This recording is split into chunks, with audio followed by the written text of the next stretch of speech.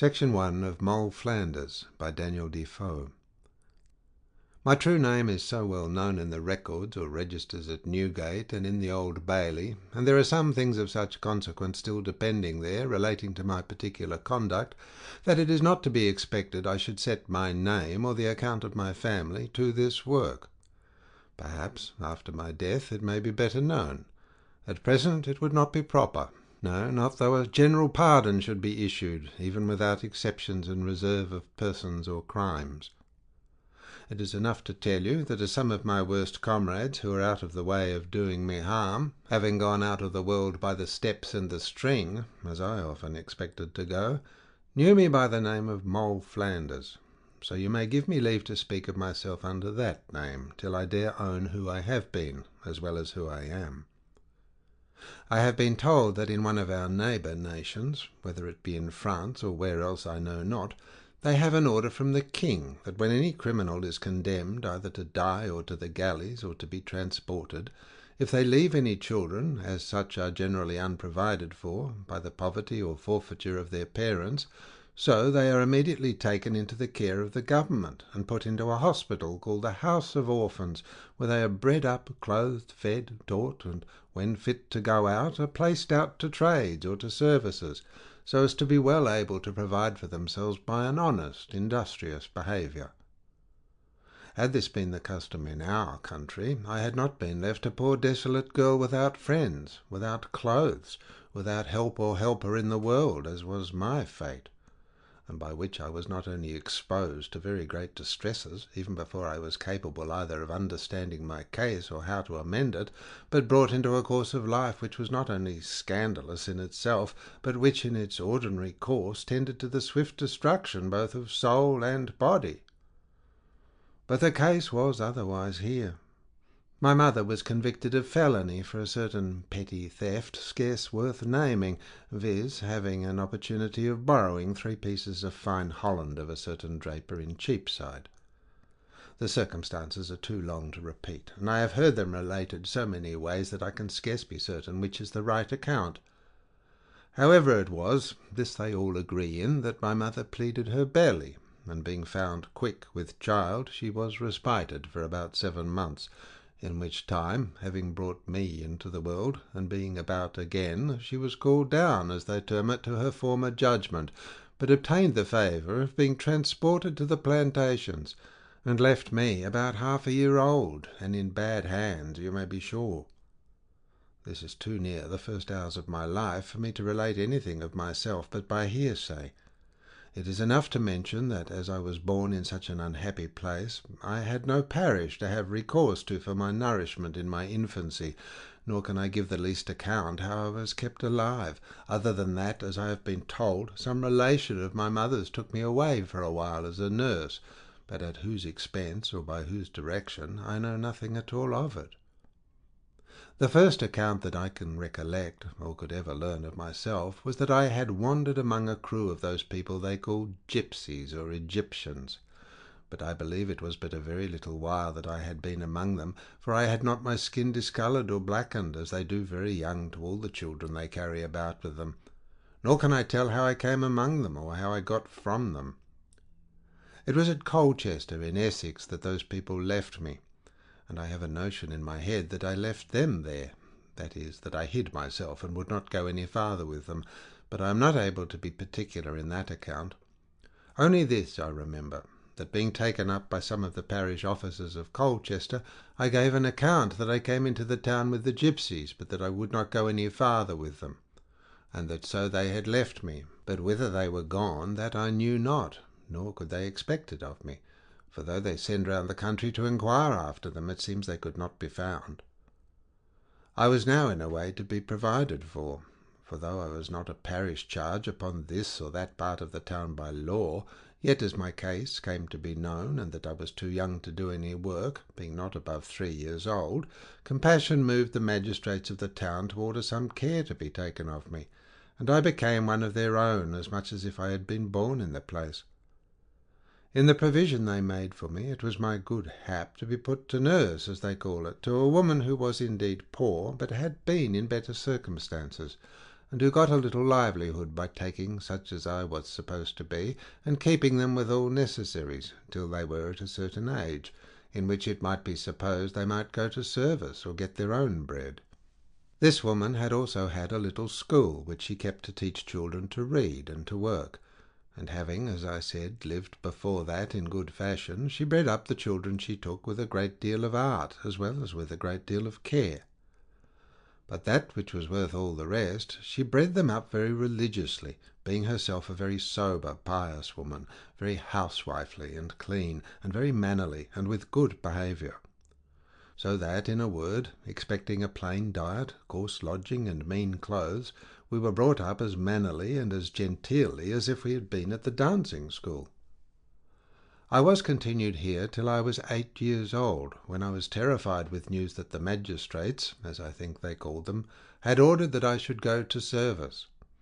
I was able to do but very little service wherever I was to go, except it was to run of errands and to be a drudge to some cookmaid, and this they told me of often, which put me into a great fright, for I had a thorough aversion to going to service, as they called it, that is, to be a servant, though I was so young.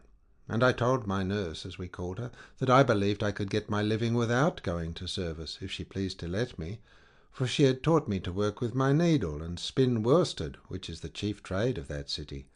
And I told her that if she would keep me, I would work for her, and I would work very hard. I talked to her almost every day of working hard, and in short I did nothing but work and cry all day, which grieved the good kind woman so much that at last she began to be concerned for me, for she loved me very well. One day after this, as she came into the room where all we poor children were at work, she sat down just over against me, not in her usual place as mistress, but as if she set herself on purpose to observe me and see me work. I was doing something she had set me to. As I remember it, was marking some shirts which she had taken to make, and after a while she began to talk to me. "Thou foolish child," says she, "thou art always crying," for I was crying then. "Prithee, what dost thou cry for?" "Because they will take me away," says I, "and put me to service, and I can't work housework." "Well, child," says she, "but though you can't work housework, as you call it, you will learn it in time, and they won't put you to hard things at first."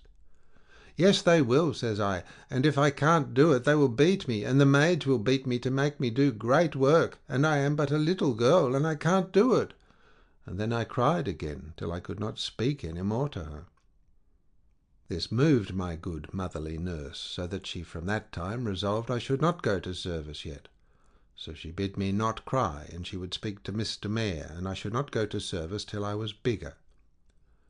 Well, this did not satisfy me, for to think of going to service was such a frightful thing to me, that if she had assured me I should not have gone till I was 20 years old, it would have been the same to me. I should have cried, I believe, all the time, with the very apprehension of it being to be so at last. When she saw that I was not pacified yet, she began to be angry with me. "And what would you have?" says she. "Don't I tell you that you shall not go to service till you are bigger?"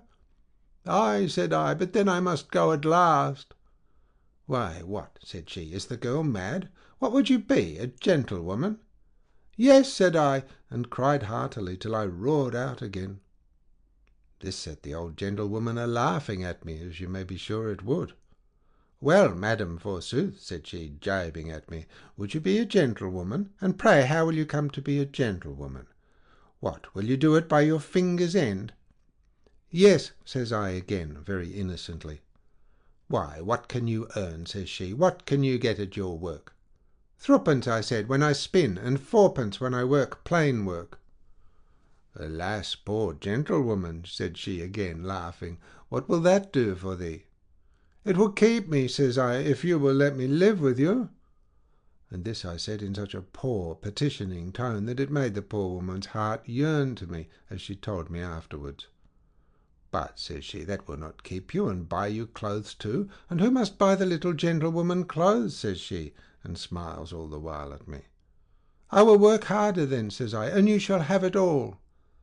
"Poor child, it won't keep you," says she, "it will hardly keep you in victuals." "Then I will have no victuals," says I, again very innocently, "but let me live with you." "Why can you live without victuals?" says she. "Yes," says I, very much like a child, you may be sure, and still I cried heartily. I had no policy in all this, you may easily see it was all nature, but it was joined with so much innocence and so much passion that, in short, it set the good motherly creature a-weeping too, and she cried at last as fast as I did, and then took me and led me out of the teaching-room. "Come," says she, "you shan't go to service, you shall live with me," and this pacified me for the present. Some time after this she was going to wait on the mayor, and talking of such things as belonged to her business, at last my story came up, and my good nurse told Mr. Mayor the whole tale. He was so pleased with it that he would call his lady and his 2 daughters to hear it, and it made mirth enough among them, you may be sure. However, not a week had passed over, but on a sudden comes Mrs. Marries and her 2 daughters to the house to see my old nurse, and to see her school and the children. When they had looked about them a little, "Well, Mrs. Blank," says the Mayoress to my nurse, "and pray which is the little lass that intends to be a gentlewoman?" I heard her, and I was terribly frightened at first, though I did not know why neither. But Mrs. Mayoress comes up to me. "Well, miss," says she, "and what are you at work upon?" The word miss was a language that had hardly been heard in our school, and I wondered what sad name it was she called me. However, I stood up, made a curtsy, and she took my work out of my hand, looked on it, said it was very well. Then she took up one of the hands. "Nay," says she, "the child may come to be a gentlewoman for aught anybody knows. She has a gentlewoman's hand," says she. This pleased me mightily, you may be sure, but Mrs. Marries did not stop there, but giving me my work again, she put her hand in her pocket, gave me a shilling, and bid me mind my work and learn to work well, and I might be a gentlewoman for aught she knew. Now all this while my good old nurse, Mrs. Marries, and all the rest of them did not understand me at all, for they meant one sort of thing by the word gentlewoman, and I meant quite another. For alas, all I understood by being a gentlewoman was to be able to work for myself, and get enough to keep me without that terrible bugbear going to service, whereas they meant to live great, rich, and high, and I know not what. Well, after Mrs. Marries was gone, her 2 daughters came in, and they called for the gentlewoman too, and they talked a long while to me, and I answered them in my innocent way, but always if they asked me whether I was resolved to be a gentlewoman, I answered yes. At last one of them asked me what a gentlewoman was. That puzzled me much, but, however, I explained myself negatively, that it was one that did not go to service, to do housework. They were pleased to be familiar with me, and like my little prattle to them, which it seems was agreeable enough to them, and they gave me money too. As for my money, I gave it all to my mistress nurse, as I called her, and told her she should have all I got for myself when I was a gentlewoman, as well as now. By this and some other of my talk, my old tutoress began to understand me about what I meant by being a gentlewoman, and that I understood by it no more than to be able to get my bread by my own work, and at last she asked me whether it was not so. I told her yes, and insisted on it, that to do so was to be a gentlewoman. "For," says I, "there is such a one," naming a woman that mended lace and washed the ladies' lace heads. "She," says I, "is a gentlewoman, and they call her madam." "Poor child," says my good old nurse, "you may soon be such a gentlewoman as that, for she is a person of ill fame, and has had 2 or 3 bastards." I did not understand anything of that, but I answered, "I am sure they call her madam, and she does not go to service nor do housework, and therefore I insisted that she was a gentlewoman, and I would be such a gentlewoman as that." The ladies were told all this again, to be sure, and they made themselves merry with it, and every now and then the young ladies, Mr. Mayor's daughters, would come and see me, and ask where the little gentlewoman was, which made me not a little proud of myself. This held a great while, and I was often visited by these young ladies, and sometimes they brought others with them, so that I was known by it almost all over the town. I was now about 10 years old, and began to look a little womanish, for I was mighty grave and humble, very mannerly, and as I had often heard the ladies say I was pretty, and would be a very handsome woman, you may be sure that hearing them say so made me not a little proud. However, that pride had no ill effect upon me yet. Only, as they often gave me money, and I gave it to my old nurse, she, honest woman, was so just to me as to lay it all out again for me, and gave me headdresses and linen and gloves and ribbons, and I went very neat and always clean. For that I would do, and if I had rags on I would always be clean, or else I would dabble them in water myself. But I say, my good nurse, when I had money given me, very honestly laid it out for me, and would always tell the ladies this or that was bought with their money, and this made them oftentimes give me more, till at last I was indeed called upon by the magistrates, as I understood it, to go out to service. But then I was come to be so good a workwoman myself, and the ladies were so kind to me, that it was plain I could maintain myself. That is to say, I could earn as much for my nurse as she was able by it to keep me. So she told them that if they would give her leave, she would keep the gentlewoman, as she called me, to be her assistant and teach the children, which I was very well able to do, for I was very nimble at my work, and had a good hand with my needle, though I was yet very young. But the kindness of the ladies of the town did not end here, for when they came to understand that I was no more maintained by the public allowance as before, they gave me money oftener than formerly, and as I grew up they brought me work to do for them, such as linen to make, and laces to mend, and heads to dress up, and not only paid me for doing them, but even taught me how to do them, so that now I was a gentlewoman indeed, as I understood that word. I not only found myself clothes and paid my nurse for my keeping, but got money in my pocket too beforehand. The ladies also gave me clothes frequently of their own or their children's, some stockings, some petticoats, some gowns, some one thing, some another, and these my old woman managed for me like a mere mother, and kept them for me, obliged me to mend them, and turn them, and twist them to the best advantage, for she was a rare housewife. At last one of the ladies took so much fancy to me that she would have me home to her house for a month, she said, to be among her daughters. Now, though this was exceeding kind in her, yet, as my good old woman said to her, unless she resolved to keep me for good and all, she would do the little gentlewoman more harm than good. Well, says the lady, that's true, and therefore I'll only take her home for a week then, that I may see how my daughters and she agree together, and how I like her temper, and then I'll tell you more. And in the meantime, if anybody comes to see her, as they used to do, you may only tell them you have sent her out to my house. This was prudently managed enough, and I went to the lady's house. But I was so pleased there with the young ladies, and they so pleased with me, that I had enough to do to come away, and they were as unwilling to part with me. However, I did come away, and lived almost a year more with my honest old woman, and began now to be very helpful to her. For I was almost 14 years old, was tall for my age, and looked a little womanish.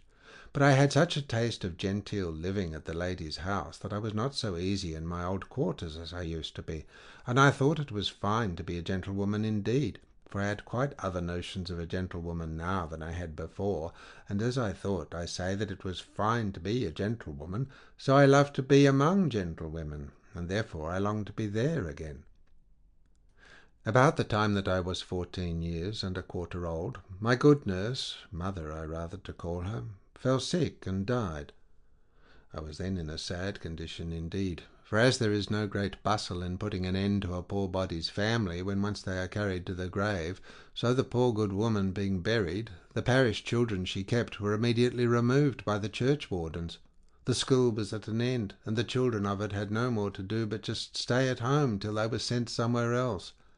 And as for what she left, her daughter, a married woman with 6 or 7 children, came and swept it all away at once, and removing the goods, they had no more to say to me than to jest with me, and tell me that the little gentlewoman might set up for herself if she pleased. I was frightened out of my wits almost, and knew not what to do, for I was, as it were, turned out of doors to the wide world, and that which was still worse, the old honest woman had 22 shillings of mine in her hand, which was all the estate the little gentlewoman had in the world. And when I asked the daughter for it, she huffed me and laughed at me, and told me she had nothing to do with it. It was true the good poor woman had told her daughter of it, and that it lay in such a place that it was the child's money, and had called once or twice for me to give it to me. But I was, unhappily, out of the way somewhere or other, and when I came back she was past being in a condition to speak of it. However, the daughter was so honest afterwards as to give it to me, though at first she used me cruelly about it.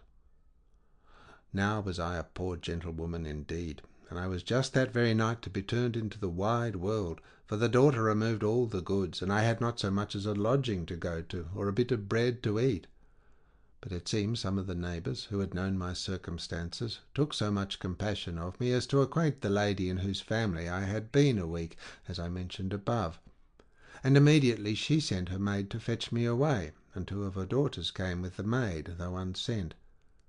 So I went with them, bag and baggage, and with a glad heart, you may be sure. The fright of my condition had made such an impression upon me that I did not want now to be a gentlewoman, but was very willing to be a servant, and that any kind of servant they thought fit to have me be. But my new generous mistress, for she exceeded the good woman I was with before in everything as well as in the matter of estate, I say in everything except honesty, and for that, though this was a lady most exactly just, yet I must not forget to say on all occasions that the first, though poor, was as uprightly honest as it was possible for any one to be. I was no sooner carried away, as I have said, by this good gentlewoman, but the first lady, that is to say, the mayoress that was, sent her 2 daughters to take care of me, and another family which had taken notice of me when I was the little gentlewoman and had given me work to do, sent for me after her, so that I was mightily made of, as we say. Nay, and they were not a little angry, especially Madam the Mayoress, that her friend had taken me away from her, as she called it. For, as she said, I was hers by right, she having been the first that took any notice of me. But they that had me would not part with me, and as for me, though I should have been very well treated with any of the others, yet I could not be better than where I was.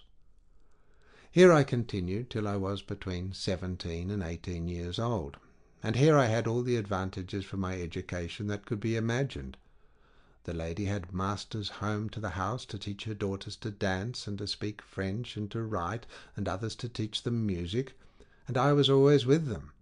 I learned as fast as they, and though the masters were not appointed to teach me, yet I learned by imitation and inquiry all that they learned by instruction and direction. So that, in short, I learned to dance and speak French as well as any of them, and to sing much better, for I had a better voice than any of them. I could not so readily come at playing on the harpsichord or spinet, because I had no instrument of my own to practise on, and could only come at theirs in the intervals when they left it, which was uncertain. But yet I learned tolerably well too, and the young ladies at length got 2 instruments, that is to say, a harpsichord and a spinet too, and then they taught me themselves. But as to dancing, they could hardly help my learning country dances, because they always wanted me to make up even number. And, on the other hand, they were as heartily willing to learn me everything that they had been taught themselves, as I could be to take the learning. By this means I had, as I have said above, all the advantages of education that I could have had if I had been as much a gentlewoman as they were with whom I lived. And in some things I had the advantage of my ladies, though they were my superiors. But they were all the gifts of nature, in which all their fortunes could not furnish. First, I was apparently handsomer than any of them. Secondly, I was better shaped. And thirdly, I sang better, by which I mean I had a better voice. In all which you will, I hope, allow me to say, I do not speak my own conceit of myself, but the opinion of all that knew the family.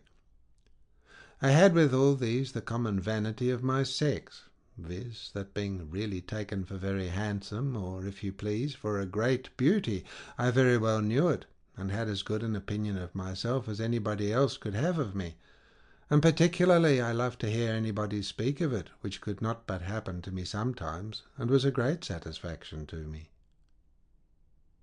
Section 2. Thus far I have had a smooth story to tell of myself, and in all this part of my life I not only had the reputation of living in a very good family, and a family noted and respected everywhere for virtue and sobriety and for every valuable thing, but I had the character too of a very sober, modest, and virtuous young woman, and such I had always been. Neither had I yet any occasion to think of anything else, or to know what a temptation to wickedness meant. But that which I was too vain of was my ruin, or rather my vanity was the cause of it. The lady in the house where I was had 2 sons, young gentlemen of very promising parts and of extraordinary behaviour, and it was my misfortune to be very well with them both, but they managed themselves with me in a quite different manner.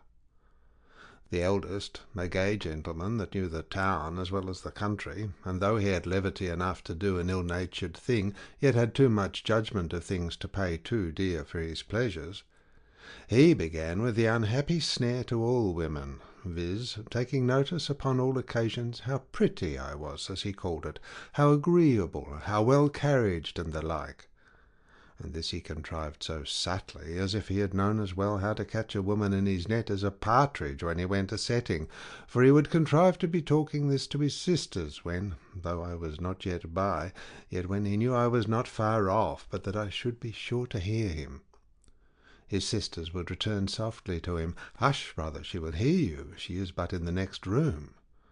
Then he would put it off, and talk softlier, as if he had not known it, and begin to acknowledge he was wrong, and then, as if he had forgot himself, would speak aloud again, and I that was so well pleased to hear it was sure to listen for it upon all occasions. After he had thus baited his hook, and found easily enough the method how to lay it in my way, he played an opener game, and one day, going by his sister's chamber when I was there doing something about dressing her, he comes in with an air of gaiety. "Oh, Mrs. Betty," says he to me, "how do you do, Mrs. Betty? Don't your cheeks burn, Mrs. Betty?" I made a curtsy and blushed, but said nothing. "What makes you talk so, brother?" says the lady. "Why," says he, "we have been talking of her below stairs this half-hour." "Well," says his sister, "you can say no harm of her, that I am sure, so 'tis no matter what you have been talking about." "Nay," says he, "'tis so far from talking harm of her that we have been talking a great deal of good, and a great many fine things have been said of Mrs. Betty, I assure you, and particularly that she is the handsomest young woman in Colchester, and in short they begin to toast her health in the town." "I wonder at you, brother," says the sister.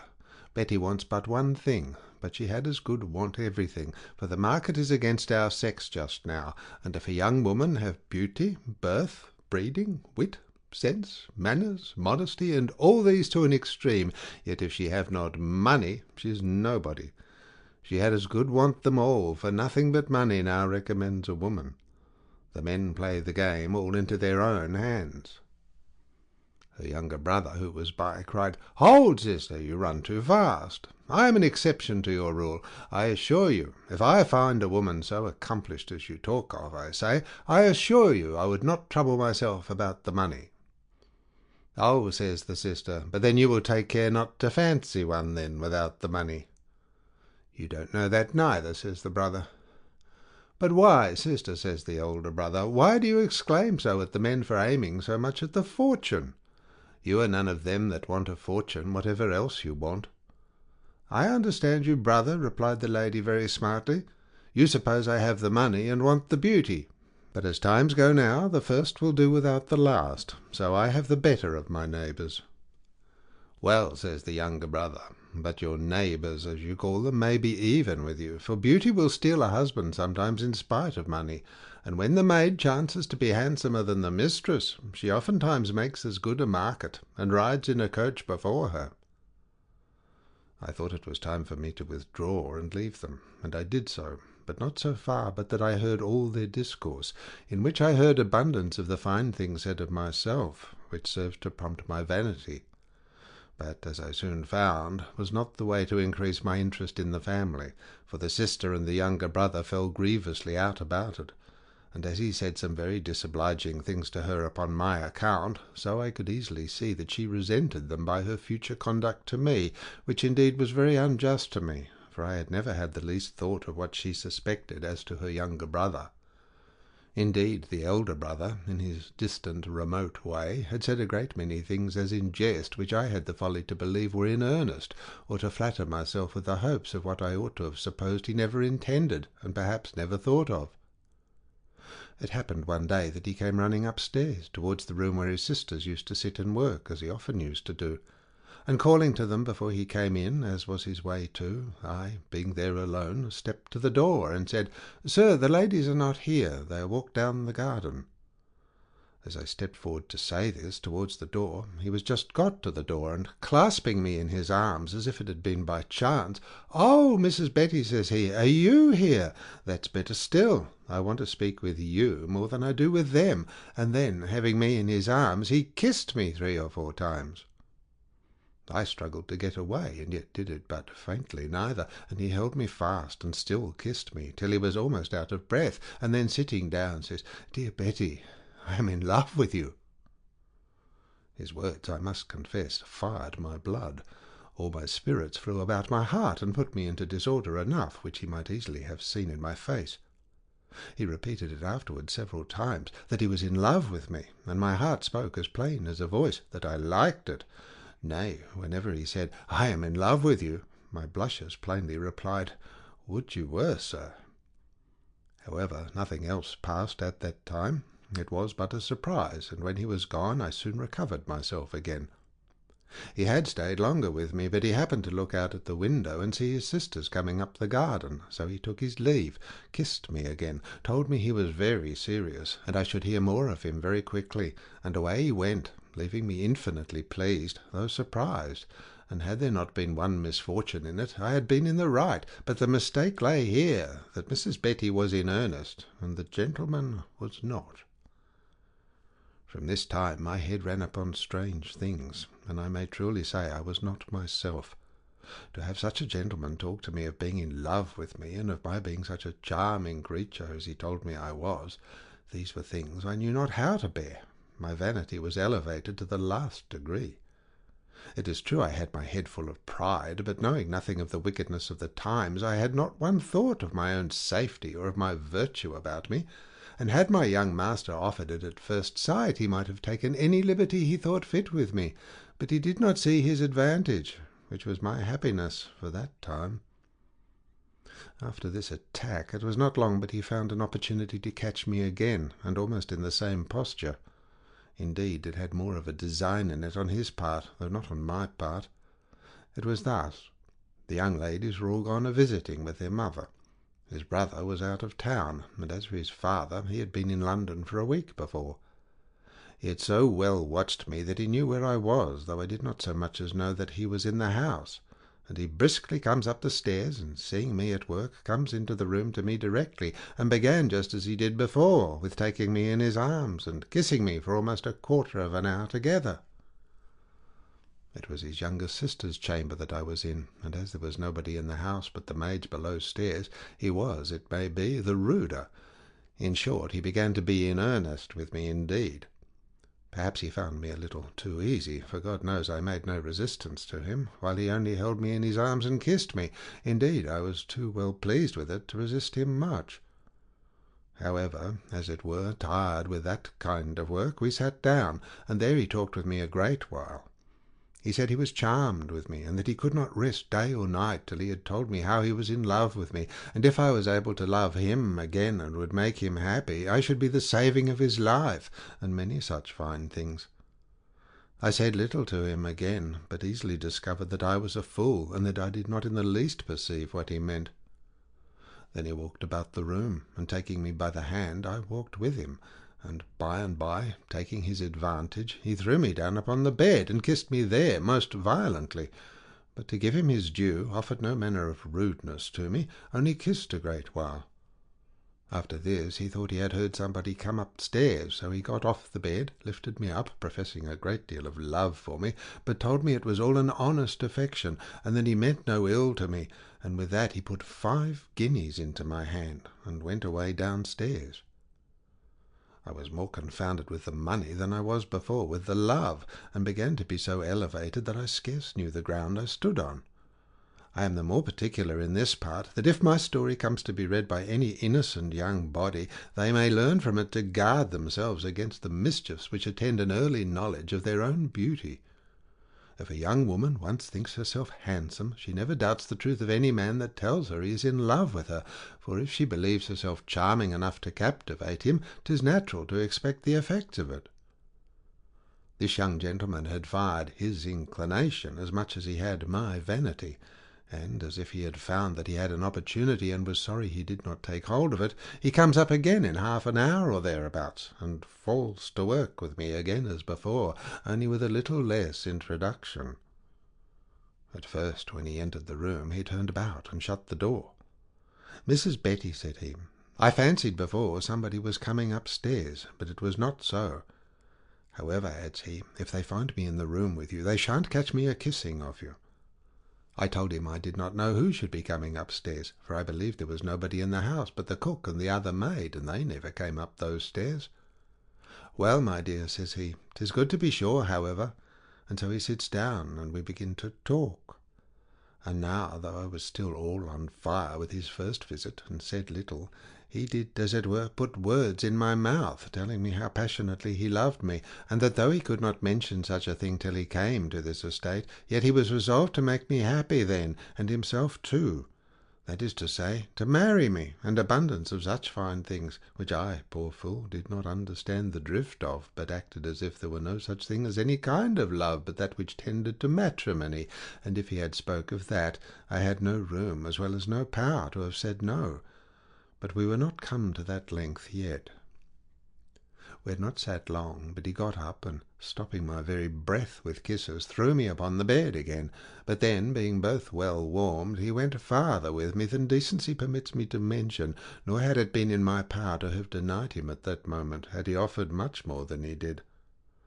However, though he took these freedoms with me, it did not go to that which they call the last favour, which, to do him justice, he did not attempt, and he made that self-denial of his a plea for all his freedoms with me again upon other occasions after this. When this was over, he stayed but a little while, but he put almost a handful of gold in my hand, and left me, making 1,000 protestations of his passion for me, and of his loving me above all the women in the world. It will not be strange if I now began to think, but alas, it was but with very little solid reflection. I had a most unbounded stock of vanity and pride, but with a very little stock of virtue. I did indeed case sometimes with myself what young master aimed at, but thought of nothing but the fine words and the gold. Whether he intended to marry me or not to marry me seemed a matter of no great consequence to me, nor did my thought so much as suggest to me the necessity of making any capitulation for myself, till he came to make a kind of formal proposal to me, as you shall hear presently. Thus I gave up myself to a readiness of being ruined without the least concern, and am a fair memento to all young women whose vanity prevails over their virtue. Nothing was ever so stupid on both sides. Had I acted as became me, and resisted as virtue and honour require, this gentleman had either desisted his attacks, finding no room to expect the accomplishment of his design, or had made fair and honourable proposals of marriage, in which case, whoever had blamed him, nobody could have blamed me. In short, if he had known me, and how easy the trifle he aimed at was to be had, he would have troubled his head no farther, but have given me 4 or 5 guineas, and have lain with me the next time he had come at me. And if I had known his thoughts, and how hard he thought I would be to be gained, I might have made my own terms with him, and if I had not capitulated for an immediate marriage, I might for a maintenance till marriage, and might have had what I would, for he was already rich to excess, besides what he had in expectation. But I seemed wholly to have abandoned all such thoughts as these, and was taken up only with the pride of my beauty, and of being beloved by such a gentleman. As for the gold, I spent whole hours in looking upon it. I told the guineas over and over 1,000 times a day. Never a poor vain creature was so wrapped up with every part of the story as I was, not considering what was before me, and how near my ruin was at the door. Indeed, I think I rather wished for that ruin than studied to avoid it. In the meantime, however, I was cunning enough not to give the least room to any in the family to suspect me, or to imagine that I had the least correspondence with this young gentleman. I scarce ever looked towards him in public, or answered if he spoke to me when anybody was near us. But for all that, we had every now and then a little encounter, where we had room for a word or two, and now and then a kiss, but no fair opportunity for the mischief intended, and especially considering that he had made more circumlocution than, if he had known my thoughts, he had occasion for, and the work appearing difficult to him, he really made it so. But as the devil is an unwearied tempter, so he never fails to find opportunity for that wickedness he invites to. It was one evening that I was in the garden with his two younger sisters and himself, and all very innocently merry, when he found means to convey a note into my hands, by which he directed me to understand that he would to-morrow desire me publicly to go of an errand for him into the town, and that I should see him somewhere by the way. Accordingly, after dinner, he very gravely says to me, his sisters being all by, "Mrs. Betty, I must ask a favour of you." "What's that?" says his second sister. "Nay, sister," says he very gravely, "if you can't spare Mrs. Betty to-day, any other time will do." Yes, they said, they could spare her well enough, and the sister begged pardon for asking, which they did, but of mere course, without any meaning. "Well, but brother," says the eldest sister, "you must tell Mrs. Betty what it is. If it be any private business that we must not hear, you may call her out. There she is." "Why, sister," says the gentleman very gravely, "what do you mean? I only desire her to go into the High Street," and then he pulls out a turnover, "to such a shop."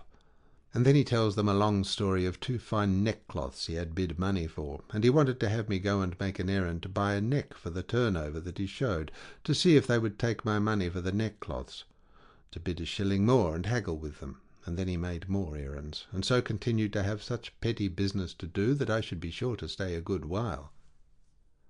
When he had given me my errands, he told them a long story of a visit he was going to make to a family they all knew, and where was to be such and such gentlemen, and how merry they were to be, and very formally asks his sister to go with him, and they as formally excused themselves, because of company that they had noticed was to come and visit them that afternoon, which, by the way, he had contrived on purpose. He had scarce done speaking to them and giving me my errand, but his man came up to tell him that Sir W.H.'s coach stopped at the door, so he runs down and comes up again immediately. "Alas," says he aloud, "there's all my mirth spoiled at once. Sir W. has sent his coach for me, and desires to speak with me upon some earnest business." It seems this Sir W. was a gentleman who lived about 3 miles out of town, to whom he had spoken on purpose the day before to lend him his chariot for a particular occasion, and had appointed it to call for him, as it did, about 3 o'clock. Immediately he calls for his best wig, hat, and sword, and ordering his man to go to the other place to make his excuse, that was to say, he made an excuse to send his man away, he prepares to go into the coach. As he was going, he stopped a while, and speaks mighty earnestly to me about his business, and finds an opportunity to say very softly to me, "Come away, my dear, as soon as ever you can." I said nothing, but made a curtsy, as if I had done so to what he said in public. In about a quarter of an hour I went out too. I had no dress other than before, except that I had a hood, a mask, a fan, and a pair of gloves in my pocket, so that there was not the least suspicion in the house. He waited for me in the coach in a back lane, which he knew I must pass by, and had directed the coachman whither to go, which was to a certain place called Moll End, where lived a confidant of his, where he went in, and where was all the convenience in the world to be as wicked as we pleased. When we were together, he began to talk very gravely to me, and to tell me he did not bring me there to betray me, that his passion for me would not suffer him to abuse me, that he resolved to marry me as soon as he came to his estate, that in the meantime, if I would grant his request, he would maintain me very honourable, and made me 1,000 protestations of his sincerity and of his affection for me, and that he would never abandon me, and, as I may say, made 1,000 more preambles than he need to have done. However, as he pressed me to speak, I told him I had no reason to question the sincerity of his love to me after so many protestations, but— and there I stopped, as if I left him to guess the rest. "But what, my dear?" says he. "I guess what you mean. What if you should be with child? Is not that it? Why then," says he, "I'll take care of you, and provide for you, and the child too, and that you may see I am not in jest," says he, "here's an earnest for you." And with that he pulls out a silk purse with 100 guineas in it, and gave it to me. "And I'll give you such another," says he, "every year till I marry you." My colour came and went at the sight of the purse, and with the fire of his proposal together, so that I could not say a word, and he easily perceived it.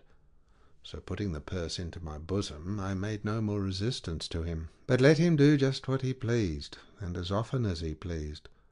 And thus I finished my own destruction at once, for from this day, being forsaken of my virtue and my modesty, I had nothing of value left to recommend me, either to God's blessing or man's assistance. Section 3. Moll Flanders. But things did not end here. I went back to the town, did the business he publicly directed me to, and was at home before anybody thought me long. As for my gentleman, he stayed out, as he told me he would, till late at night, and there was not the least suspicion in the family either on his account or on mine. We had, after this, frequent opportunities to repeat our crime, chiefly by his contrivance, especially at home, when his mother and the young ladies went abroad a-visiting, which he watched so narrowly as never to miss, knowing always beforehand when they went out, and then failed not to catch me all alone, and securely enough, so that we took our fill of our wicked pleasures for near half a year, and yet, which was the most to my satisfaction, I was not with child. But before this half year was expired, his younger brother, of whom I have made some mention in the beginning of the story, falls to work with me.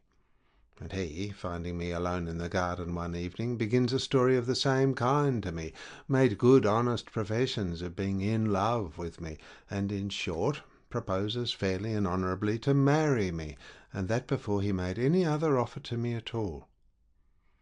I was now confounded, and driven to such an extremity as the like was never known, at least not to me.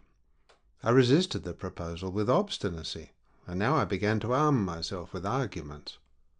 I laid before him the inequality of the match, the treatment I should meet with in the family, the ingratitude it would be to his good father and mother, who had taken me into their house upon such generous principles, and when I was in such a low condition. And in short, I said everything to dissuade him from his design that I could imagine, except telling him the truth, which would indeed have put an end to it all, but that I durst not think of mentioning. But here happened a circumstance that I did not expect indeed, which put me to my shifts.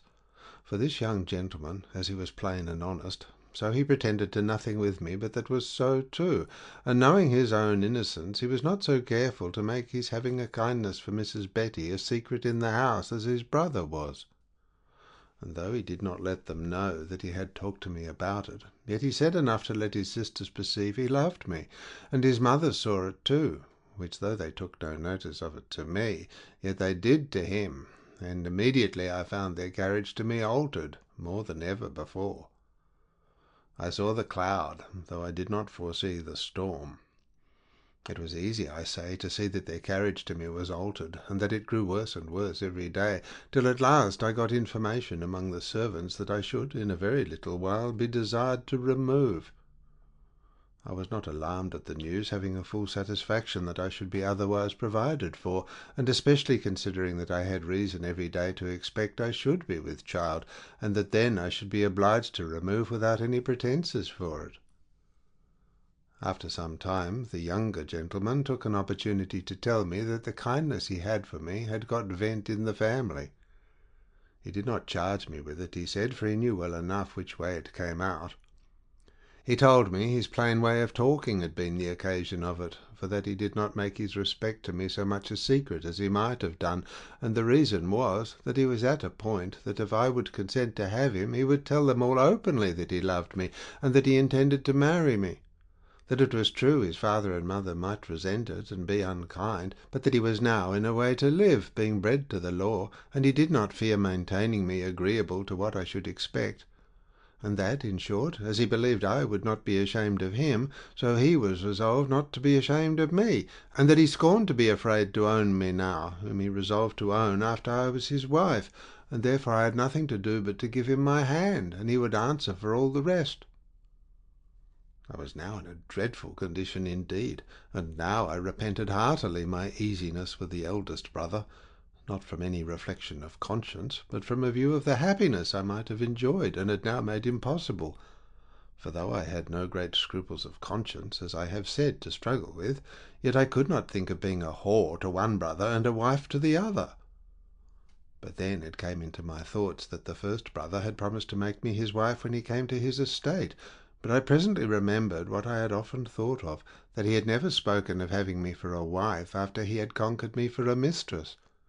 And indeed, till now, though I said I thought of it often, yet it gave me no disturbance at all, for as he did not seem in the least to lessen his affection for me, so neither did he lessen his bounty, though he had the discretion himself to desire me not to lay out a penny of what he gave me in clothes, or to make the least show extraordinary, because it would necessarily give jealousy in the family, since everybody know I could come at such things no manner of ordinary way, but by some private friendship, which they would presently have suspected.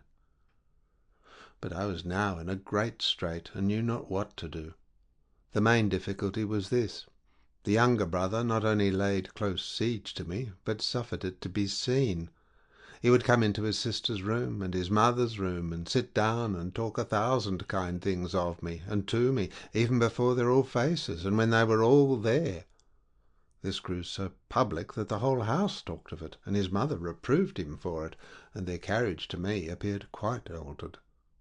In short, his mother had let fall some speeches as if she intended to put me out of the family, that is, in English, to turn me out of doors. Now I was sure that this could not be a secret to his brother, only that he might not think, as indeed nobody else yet did, that the youngest brother had made any proposal to me about it. But as I easily could see that it would go farther, so I saw likewise there was an absolute necessity to speak of it to him, or that he would speak of it to me, and which to do first I knew not. That is, whether I should break it to him, or let it alone till he should break it to me. Upon serious consideration, for indeed now I began to consider things very seriously, and never till now, upon serious consideration, I resolved to tell him of it first, and it was not long before I had an opportunity. For the very next day his brother went to London upon some business, and the family being out a visiting, just as it had happened before, and as indeed was often the case, he came, according to his custom, to spend an hour or two with Mrs. Betty. When he came and had sat down a while, he easily perceived there was an alteration in my countenance, that I was not so free and pleasant with him as I used to be, and particularly that I had been a-crying. He was not long before he took notice of it, and asked me in very kind terms what was the matter, and if anything troubled me. I would have put it off if I could, but it was not to be concealed. So, after suffering many importunities to draw that out of me which I longed as much as possible to disclose, I told him that it was true something did trouble me, and something of such a nature that I could not conceal it from him, and yet that I could not tell how to tell him of it neither, that it was a thing that not only surprised me, but greatly perplexed me, and that I knew not what course to take unless he would direct me. He told me with great tenderness that, let it be what it would, I should not let it trouble me, for he would protect me from all the world. I then began at a distance, and told him I was afraid the ladies had got some secret information of our correspondence, for that it was easy to see that their conduct was very much changed towards me for a great while, and that now it was come to that pass that they frequently found fault with me, and sometimes fell quite out with me, though I never gave them the least occasion. That whereas I used always to lie with the eldest sister, I was lately put to lie by myself, or with one of the maids, and that I had overheard them several times talking very unkindly about me.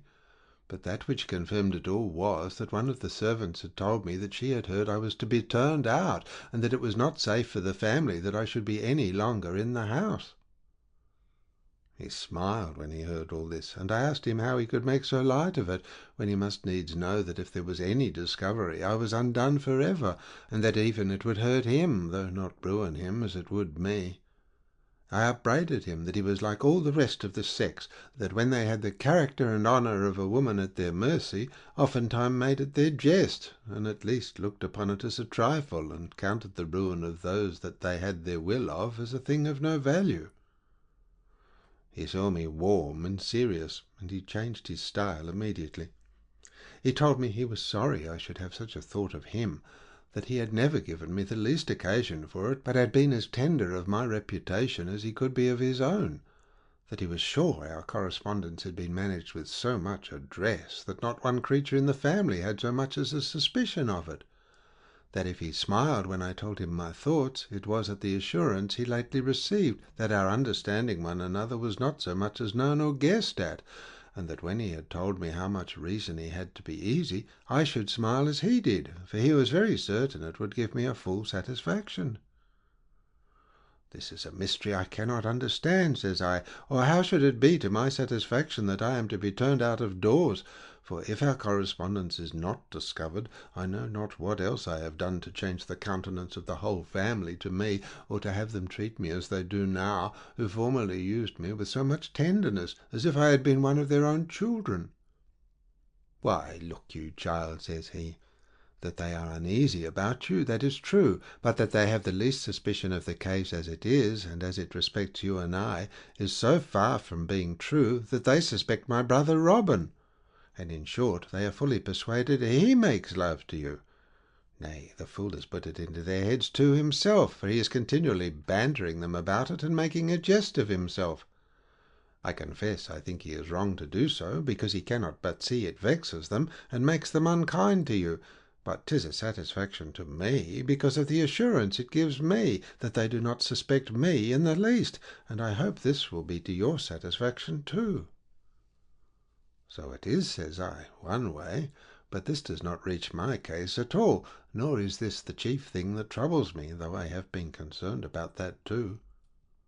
What is it then? Says he. With which I fell to tears, and could say nothing to him at all. He strove to pacify me all he could, but began at last to be very pressing upon me to tell me what it was. At last I answered that I thought I ought to tell him too, and that he had some right to know it. Besides, that I wanted his direction in the case, for I was in such perplexity that I knew not what course to take, and then I related the whole affair to him.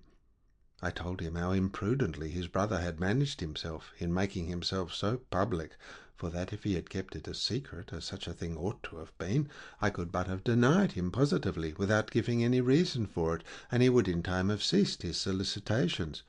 But that he had the vanity first to depend upon it that I would not deny him, and then had taken the freedom to tell his resolution of having me to the whole house. I told him how far I had resisted him, and told him how sincere and honourable his offers were. But, says I, my case will be doubly hard, for as they carry it ill to me now, because he desires to have me, they'll carry it worse when they shall find I have denied him, and they will presently say, there's something else in it, and then out it comes that I am married already to somebody else, or that I would never refuse a match so much above me as this was. This discourse surprised him very much indeed.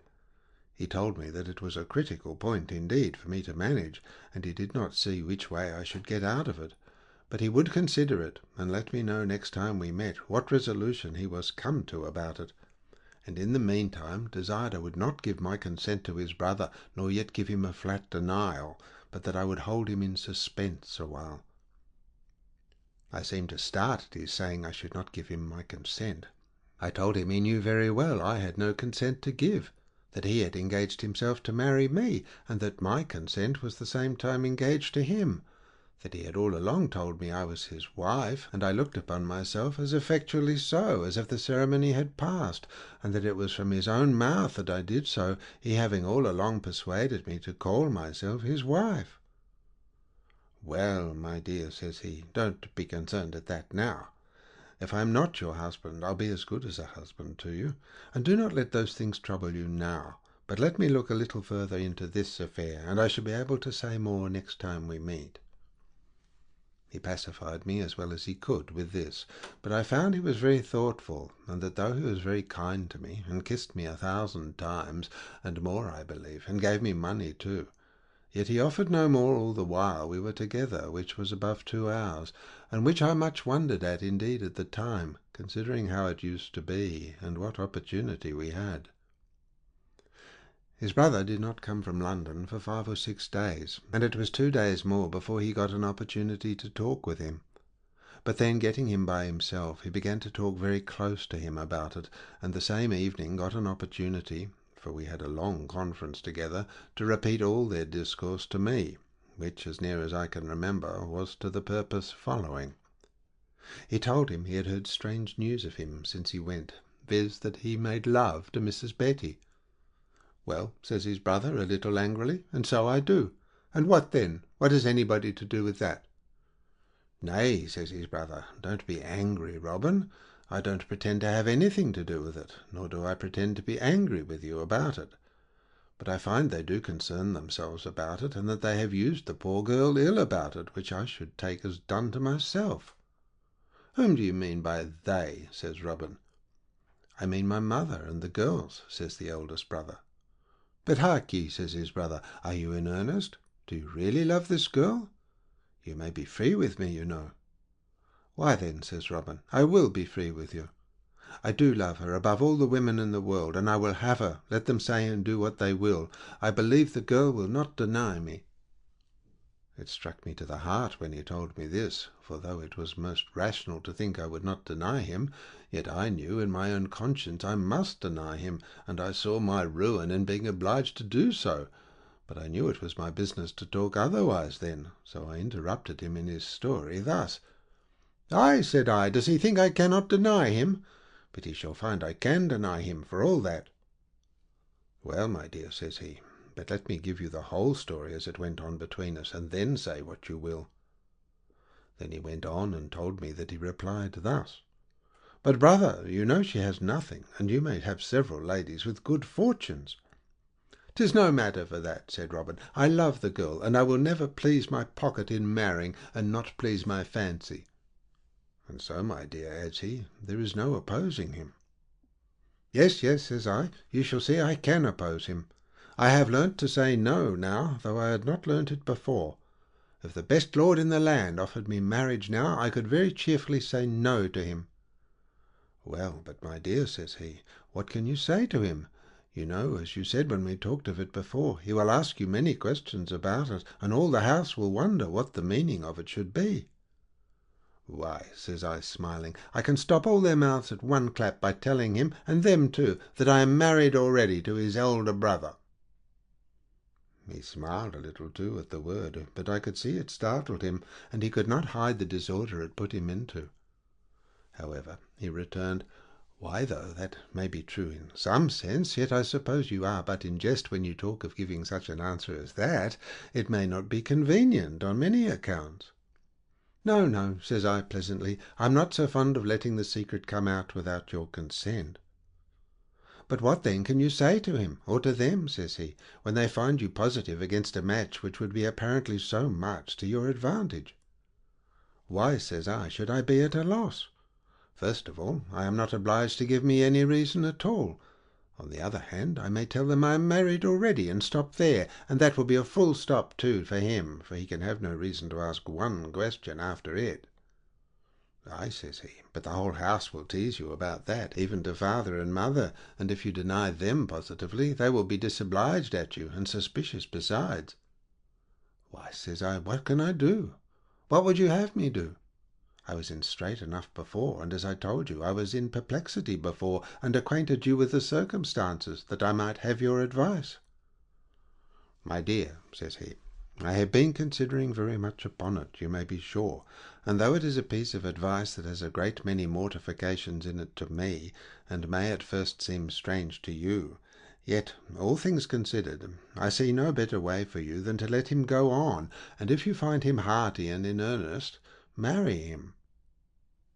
I gave him a look full of horror at those words, and turning pale as death, was at the very point of sinking down out of the chair I sat in, when, giving a start, "My dear," says he aloud, "what's the matter with you? Where are you going?" And a great many such things, and with jogging and calling to me, fetched me a little to myself, though it was a good while before I fully recovered my senses, and was not able to speak for several minutes more. When I was fully recovered, he began again. "My dear," says he, "what made you so surprised at what I said? I would have you consider seriously of it. You may see plainly how the families stand in this case, and they would be stark mad if it was my case as it is my brother's, and for aught I see, it would be my ruin and yours too." "Ay," says I, still speaking angrily, "are all your protestations and vows to be shaken by the dislike of the family? Did I not always object that to you, and you made light thing of it, as to what you were above and would value? And is it come to this now?" said I. Is this your faith and honour, your love, and the solidity of your promises?" He continued perfectly calm, notwithstanding all my reproaches, and I was not sparing of them at all. But he replied at last, "My dear, I have not broken one promise with you yet. I did tell you I would marry you when I was come to my estate, but you see my father is a hale, healthy man, and may live these 30 years still, and not be older than several are around us in town, and you never proposed my marrying you sooner, because you knew it might be my ruin. And as to all the rest, I have not failed you in anything. You have wanted for nothing." I could not deny a word of this, and had nothing to say to it in general. "But why then," says I, "can you persuade me to such a horrid step as leaving you, since you have not left me? Will you allow no affection, no love on my side, where there has been so much on your side? Have I made you no returns? Have I given no testimony of my sincerity and of my passion? Are the sacrifices I have made of honour and modesty to you no proof of my being tied to you in bonds too strong to be broken? But here, my dear," says he, "you may come into a safe station, and appear with honour and with splendour at once, and the remembrance of what we have done may be wrapped up in an eternal silence, as if it had never happened. You shall always have my respect and my sincere affection, only then it shall be honest and perfectly just to my brother. You shall be my dear sister, as now you are my dear—" And there he stopped. "Your dear whore," says I, "you would have said if you had gone on, and you might as well have said it. But I understand you. However, I desire you to remember the long discourse you have had with me, and the many hours' pains you have taken to persuade me to believe myself an honest woman, that I was your wife intentionally, though not in the eyes of the world, and that it was as effectual a marriage that had passed between us as if we had been publicly wedded by the parson of the church. You know and cannot but remember that these have been your own words to me." I found this was a little too close upon him, but I made it up in what follows. He stood stock still for a while, and said nothing, and I went on thus. "You cannot," says I, "without the highest injustice believe that I yielded upon all these persuasions without a love not to be questioned, not to be shaken again by anything that could happen afterward. If you have such dishonourable thoughts of me, I must ask you what foundation in any of my behaviour have I given for such a suggestion? If, then, I have yielded to the importunities of my affection, and if I have been persuaded to believe that I am really, and in the essence of the thing, your wife, shall I now give the lie to all these arguments, and call myself your whore or mistress, which is the same thing? And will you transfer me to your brother? Can you transfer my affection? Can you bid me cease loving you, and bid me love him? It is in my power, think you, to make such a change at demand? No, sir, said I, depend upon it, 'tis impossible, and whatever the change of your side may be, I will ever be true, and I had much rather, since it is come to that unhappy length, be your whore than your brother's wife."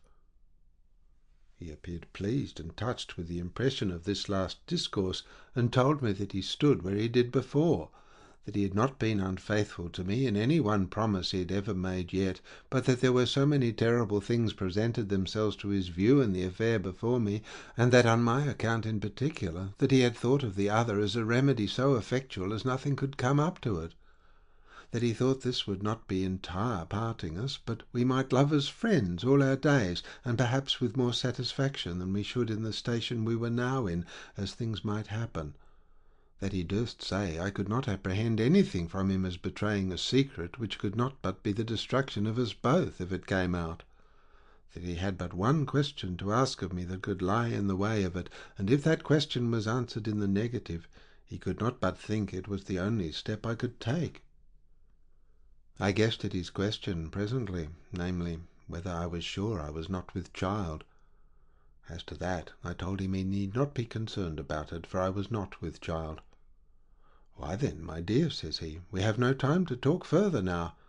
Consider of it, and think closely about it.